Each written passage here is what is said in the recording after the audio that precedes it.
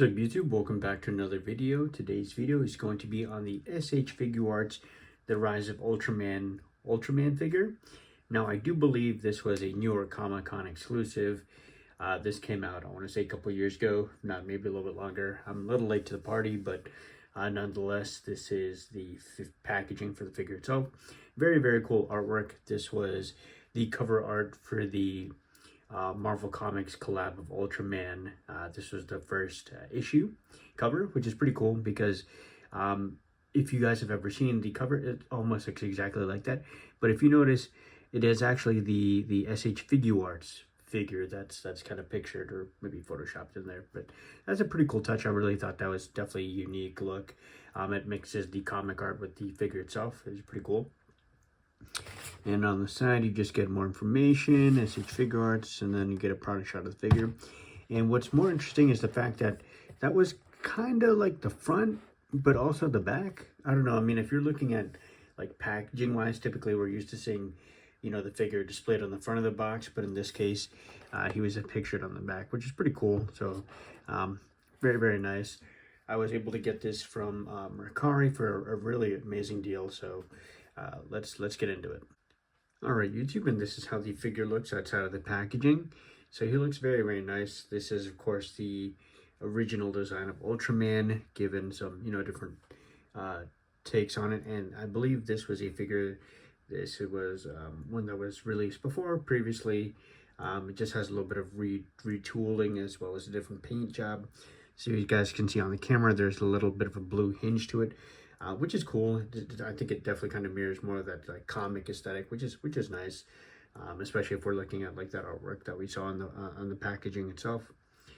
But getting into the accessories, he does come with the red color timer right there, which is cool. So you can interchange that. He does come with two karate chop hands, and again, these do have that blue, that hint of blue on them as well. It's kind of not really focusing in, but you can see that there, really nice.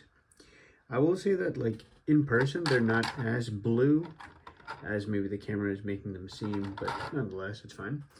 And then here we go, we get these open splayed out hands too for like, you know, martial arts type poses or just like a relax or like a grabbing pose.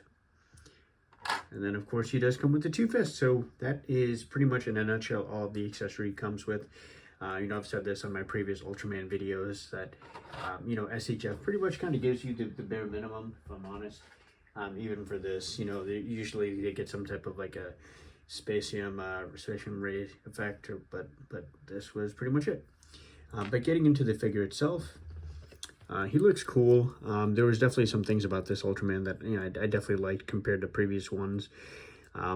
One thing that if you guys had seen my video of Ultraman Victory, my Ginga, which I actually no longer have. Oh, look at that. Oh, it just popped right off. That's crazy. But I guess that works out. There was like a little part of the back out right here where I was like worried that it was going to snap, but as you guys can see, it actually kind of goes in to help with articulation, which is nice. It's I'm not a huge fan of like that fin thing in the back, but I mean, guess it works for what it is. I'm just gonna pop this out. And then what's nice about that is it's a nice pop in. It's not like anything crazy. It's very smooth process of getting it in. But again, you do have that articulation, maybe limited at times, but again, he does kind of, you know, it does help him look up, which is nice. He does have that nice range of motion in the neck. Again, this is a kind of like an older figure that was a little bit retooled, I think, with like the shoulders may have been slightly different, but of course he does have the nice articulation, which could simulate like a butterfly. There you go. Not so much back, more so forward, which is nice. He doesn't have any type of bicep swivel, but you know, the arm kind of functions as though. And then of course he has, I would say, a little bit more than 90 degrees for the you know, the bend. And of course he does have that ball hinge wrist right there, which is nice. And then for the torso articulation, he has you know, abdomen articulation again, and then he also has the waist, which is nice. So definitely gets a lot of motion. He's not going to get as much forward as he is probably back. Yeah, so I mean, all in all, it's pretty good. It's pretty decent. You know, again, Ultraman is, you know, going to be fighting foes that are more or less, you know, kind of bigger, the same size as him, so you're not really going to be doing too much looking down. But then for the legs, he does go out, he goes up. And then I don't know if it's just this one or if it's like, but like I feel like the thigh swivel is like really stiff. Like it definitely is a functioning thigh swivel. It just, I don't know, it just feels really tight on mine. And then when I was kind of messing around with mine earlier, I don't know if I said this, but I did get this loose. But like the leg on this one just kind of tends to flop down. It's not a huge deal, if I'm honest. I mean, it's fine. I mean, you know, he's going to be posed around anyways, and as long as it's not flopping all around, that's fine. And of course, I could always put like some type of, you know, like kikis to tighten that up. But then, interestingly enough, he also does have like a little hinge on his knee, double jointed knees. And then for the ankles, he does have a pivot, and then of course the toe hinge. And same thing for the elbow.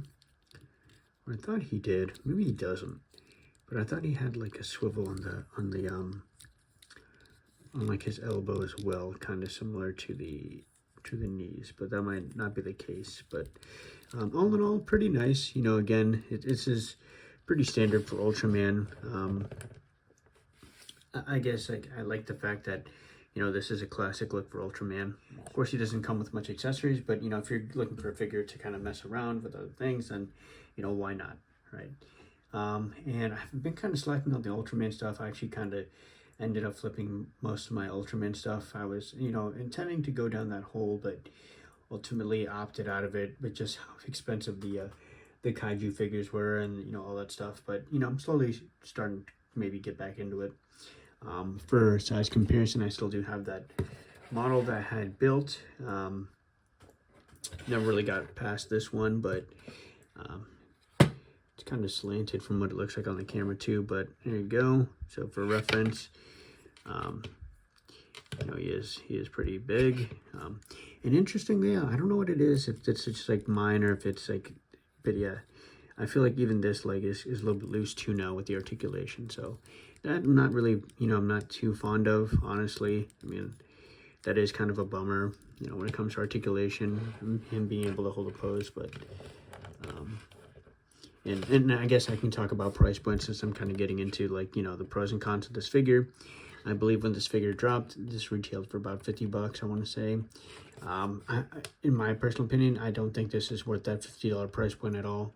I would be even generous to say that this would probably be maybe even 30 bucks, right? Which I think is like 30, 35 bucks is the standard for like most kind of basic SHF figures nowadays. I was actually able to get him for 20 bucks, so, you know, not a bad deal at all. So that's why I'm not complaining too much, but had I paid, you know, that retail price, you know, it definitely would be maybe a different story. But there you go, how he is next to that building.